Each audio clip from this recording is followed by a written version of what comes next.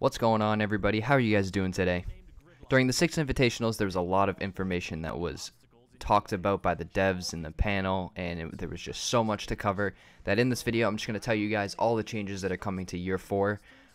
They're very, very exciting, and I hope that this helps the game and we're going in the right direction, because there's a lot of good changes that we've been talking about and they are coming, and there's so much more that we didn't even know that is coming. And some of these changes that I didn't even expect personally just to happen. Some of these changes are going to include, there's going to be a mute buff icon, there's going to be some casual notes like pick spawns, reduced times, rank changes, new album for ops, reverse friendly fire. The list goes on. There's op balancing for Lion and Glaz, the deployable shield is getting a change, and there's just so much in this video that you guys are going to see, and I hope that it helps you learn and keeps you up to date with what's going to happen in Year 4. But without further ado, I'm going to show you guys the clips, and when they talk about it, I'm just going to put some text on the screen to show what point we're talking about and what's actually going to happen to Rainbow Six Siege. And I hope that this video will help you guys. If it does, I hope that you guys leave a like and subscribe to the channel for more content, because there's going to be so much more. As I said, there's going to be a different video for map changes that are coming, because there's going to be 3 new reworks that are coming: Cafe, Theme Park, and Canal. So I'm going to make that into a different video, but you guys should stay tuned for that, because that's going to be a fun video. There's going to be some clips for that too. But thank you guys so much for watching, and we'll get right into the clips. Now, before the video starts, I just wanted to tell you guys that during editing, I was going back and looking at everything that they're doing, and I just wanted to say I'm very proud of Rainbow Six. They are doing a very, very good job, and there's so many changes that we have needed for so long and that we have wanted, and they are acting now. And I think that Year 4 is going to be the best year that Siege is going to have in the history of Siege.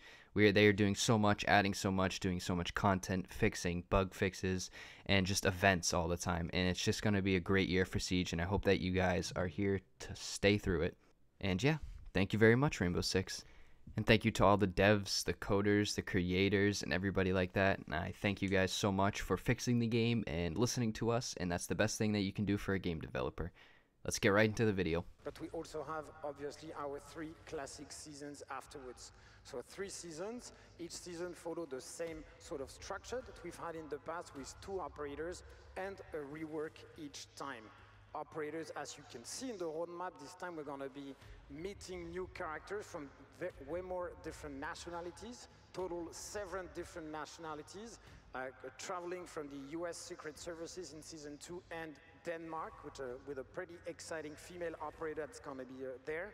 Then we're going to go to Mexico and Peru for the first time in South America after Brazil and Central America, and finishing Season 4 with Kenya and India. And I'm pretty excited about that season as well, because it's going to be a very interesting one. Our dream is to deliver the game up to 100 operators. That's our wish, that's our journey, ambition, and this is what we're going to do.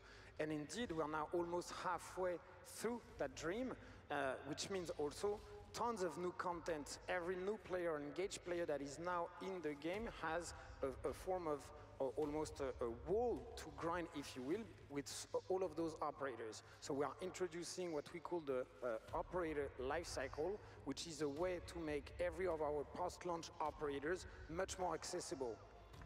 As you can see, what we're doing is, like, every operator that is getting a year older is actually seeing a decrease in terms of pricing in credits and renown, meaning that every operator that is 12 to 24 months old is now $4 or 20,000 renown, and up until 30 months and older, where they're actually $2 and 10,000 renown. Yeah, so 36 months and older, you'll get the cheapest operator, and that's starting season by season. So starting Year 4, Season 1, you'll start seeing those price decreases. Absolutely, this is starting now. You know, going back to Year 3, one of the big things that we utilized to make sure the game was healthy was the test server. And so how are the test servers changing in Year 4? In Year 4 and starting Season 2, actually, we're going to be making the test servers from 2 weeks to 3 weeks before we introduce the live season. That extra week, thank you. Operation Health guy here. That extra week allows us to actually get more feedback, see how the content is actually reacting on the live environment with a massive amount of people, and react better in case of regression. So the objective is always the same. Make sure that when the content hit all of the platforms and all of the content platforms at the same time, it is healthier and better. We're dedicated, and that whole team is entirely on that. It's going to be great. Now, we saw in the video a little glimpse at some of the operators, and we can't talk about balancing without talking about the 800-pound lion in the room. Okay, let's do it. So let's talk about lion. What are we doing to improve lion in year 4? Right, so with lion, the first thing we're doing is we're getting rid of the outline. That's out, that's going away. The next thing, okay, the next big thing is the time. He's being halved.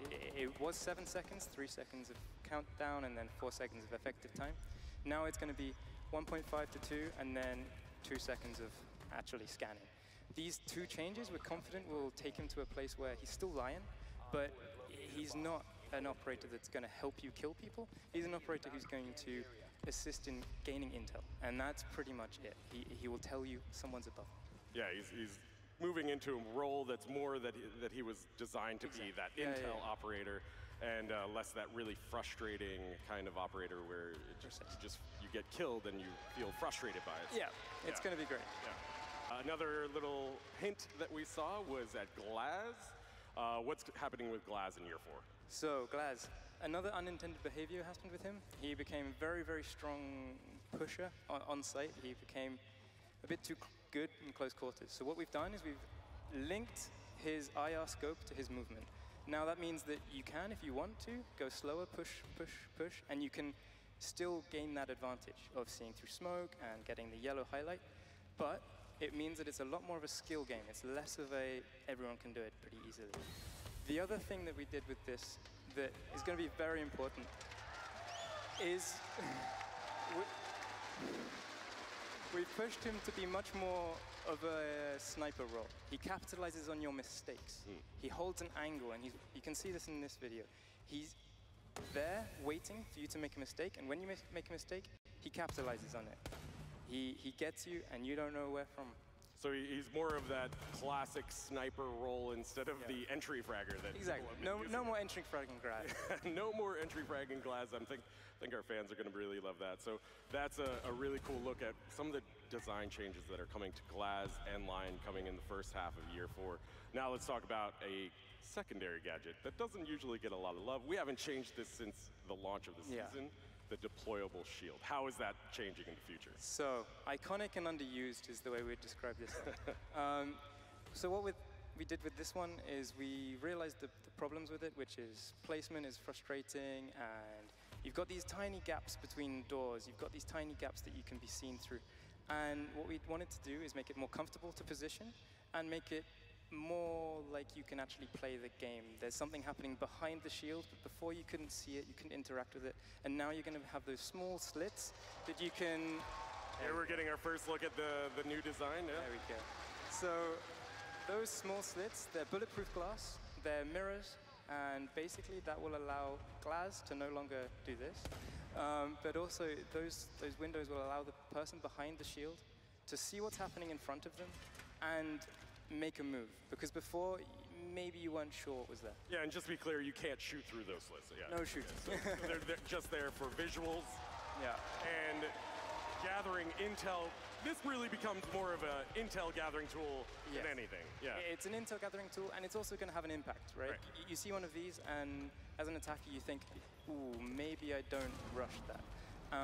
The other thing great about this is we've kept all the destruction mechanics the same, so it's going to be destroyed by grenades, ash charges, all these things, which means that it's still the shield you know and love, but it's got a little tweak to it. It's a little bit better. Maybe you'll select those over impact grenades. Maybe it's more of a choice. Yeah, exactly. A little bit more of a choice, bringing that options to the players.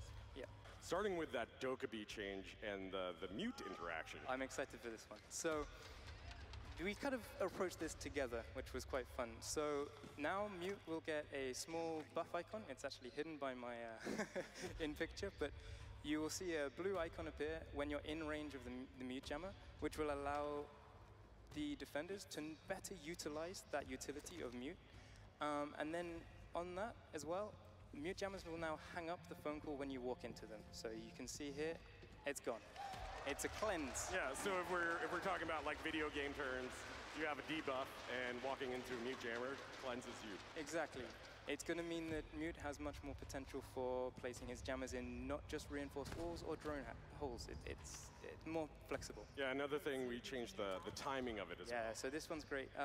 After 18 seconds, the time that we've worked with pro players in pro player feedback to fine-tune, the hang-up will happen automatically after 18 seconds. So you'll still get the advantage of Takaibi being able to pinpoint those roamers, but at the same time, it's not going to annoy you 2 minutes into the game. Yeah, it's still enough to make her a viable option and Yeah. be annoying, but then after 18 seconds, it Yeah, so if you're goes in the voice. There's another one that we hinted at. Yeah. Capitao. So this one's a big one for us. It's been worked on for a while, and it initially started as a bug fix because this is unintentional. So what we've done now is we've completely reworked the propagation system, and now you will get a much more reliable firebolt. It will propagate into the area it should do, but also on top of that, we've reduced the damage, so it's less of a frag grenade and it's much more of a area denial, and you can maybe push a defender off a position with it, rather than using it as a frag grenade. That's Right, so it allows a little bit of map control to Exactly. the attacking team. Yeah. Yeah, interesting. So what are we doing to introduce a first fix to lean spam? So this first iteration, what we've done is we can see the videos. We've taken a first pass at it, lots of maths. This is the current one, and this isn't what we want. So instead, this is what we have now. No? Okay. There we go. So no more flapping heads. No more flapping heads. Obviously, I want to reiterate that this is a first fix. First iteration. First iteration of a We're fix. working on other things along the lines of crouch spam and lean spam as well. Let's see what happens with it. Yeah. This is a good start. So you will be able to see all these, or all those changes in the Year 4 Season 1 test server starting Yep. tomorrow. We've already gotten good feedback on the lean spam, but we want more feedback from you guys, so let us know what your thoughts are once this hits the test server tomorrow. Yep. And another secondary gadget that's going to be getting a little bit of a change, the breach charge. We haven't changed the breach charge since launch, so what are we doing to this? Yet again, an iconic and underused. So this one, we've reduced the animation time, so it's going to deploy much quicker, it's going to be much safer to use. And then, on top of that, we've tweaked the damage. So the damage fall-off before was very intense, close up, and it was quite big. What we've done is on the attacker side, we've reduced that so that you'll be safer to use it, less killing yourself. And on the defender side, Thank you, Kit. Yeah, that's okay. Yeah, So I've killed was myself thinking many about times you with when breach we- charges. yeah, yeah. It's going to be useful. So what we did on the defender side is we made it a little bit bigger, but there's less damage overall, and it will have more of an impact as I'm opening a wall, I'm not killing someone. Right, right. So a little bit of a quality of life Yeah, things nothing for, huge, for but that something gadget. nice. Now, Alex, let's talk about how we're making this game easier for newcomers to enter the game. We saw the newcomer playlist in the video. Tell us a little bit about more how this works and what are the rules behind it. Sure. So newcomer playlist is us trying to make it easier for players to get into Siege. It's a very, very complicated game, and so first contact is very important. So we're creating a playlist dedicated to players with level 1 to 50 clearance, and this is their space to play with other people of the same skill level, of the same knowledge. At the same time, we're making it so that the rules match a lot more what they'll see in ranked. So it's bomb only, and you only have 3 maps. And these maps you'll also see in ranked as well. And this helps prepare players to make that jump from the newcomer to the ranked playlist. So a lot of tools to onboard new players as soon as you pick up the game. It's a little intimidating. You have those situations. But this will make it a little bit easier for them to navigate. Another thing we're changing with the preparation phase are the spawn points in bombs. That's right. So when you're jumping in as an attacker, you vote as a group where you want to spawn, and you'll spawn together so that you can approach the objective together. And when you're a defender, you'll be shown what bomb site you'll be gaining so that you could pick an operator that fits it. Yeah. There's a lot of changes happening with ranked. What's There happening is. with ranked, Alex? Tell us. So, What about that pesky beta tag? year 4, 2019, no more beta tag. Let's go. And it all starts with pick and ban. We heard that a lot of people liked it in the road to SI. Yep, yes. So we'll be changing it and bringing it into the ranked playlist now.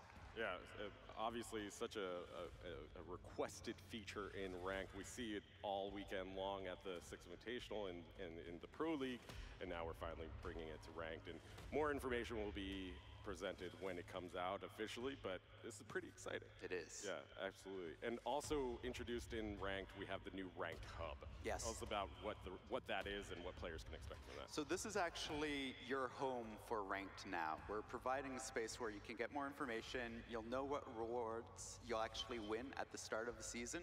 You also know what maps are being rotated in and out of the map pool. If you go over to the My Rank tab, you actually find out a lot more about how you're performing, what you need to make that jump to platinum, which I think we're all. Yeah, we're all. Yeah. I'm diamond actually. Okay, I don't know about you. Forgot about that. Yeah. And it'll also give you a bit of a history as well on your previous season, so you can kind of measure how you're doing. As well, if you move on to the skill tab, you can see kind of the entire population of Rainbow Six Ranked and where you kind of fall in between that. And we also have the Maps tab where you can see all the maps in rotation, which ones are being added and which ones are being removed for that season. Yeah, so this is going to be a really useful tool in the game client itself.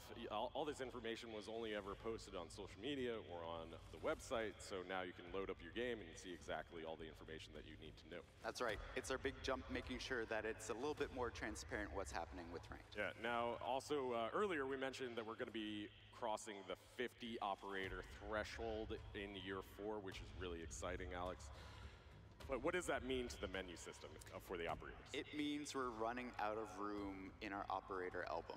So we have to make more room, and this is the new operator album that we'll be releasing second half of year 4. And it starts with the landing page. When you hit the operator tab, you'll get a split between attackers and defenders. We'll also highlight a stat and operator that you've been playing. And then when you jump into something like the defenders tab, you'll actually see the entire album of defenders that you have. We've made it a lot easier so that you can unlock them now. The flow is a lot less painful. And this is kind of like your go-to place now to customize your loadout. I see you play Ella and Zofia mains. Yes, my favorite. Your favorite. We haven't really addressed team killing in a meaningful way. So tell us and break down what's happening with reverse friendly fire. Right, so we've been working on this for a while now. If you check out the video, what happens when you kill a friend is you'll actually be sanctioned. So you'll get a warning for dealing damage to a friendly teammate, and then once you get sanctioned, any damage you do will be reversed onto you. Yeah, and there you can see clearly there's an indicator that, you know, this is, you're now in the reverse friendly fire danger zone, and, yes. And then your next kill will kill yourself. That'll last for the entirety of the match, and it was important to make sure that the lethality of friendly fire was still there, but we're making sure that it doesn't affect other people's games. Right, and I think it's important to note that this is still just one iteration. It's going to hit the test server. We want your feedback. We want to test this over and over again to make sure we're getting it right. What is the priorities of this cell, and why are we putting importance on toxicity and player behavior? With the game hitting now 45 million unique players, toxicity obviously and some of the negative behaviors are becoming a more important topic that all of us as players are actually experimenting and experiencing. So clearly that cell, starting with reverse friendly fire, is going to be handling that cancer that toxicity is, and I do believe that's our intention, that reverse friendly fire will have similar impact as when we introduced Battle Ice 2 years ago. It's really like taking down toxicity as much as possible, and at the same time rewarding positive behaviors in the game with other features that we can't say more for the moment. We have a lot being worked on, and you know, we're taking this subject very seriously. We see your tweets, we see your messages online, and I just like to say to our community that, you know, you can be better people to your fellow players. It is never okay to discriminate against someone because of their race, their gender, or their sexual identity. And that has no place in Siege.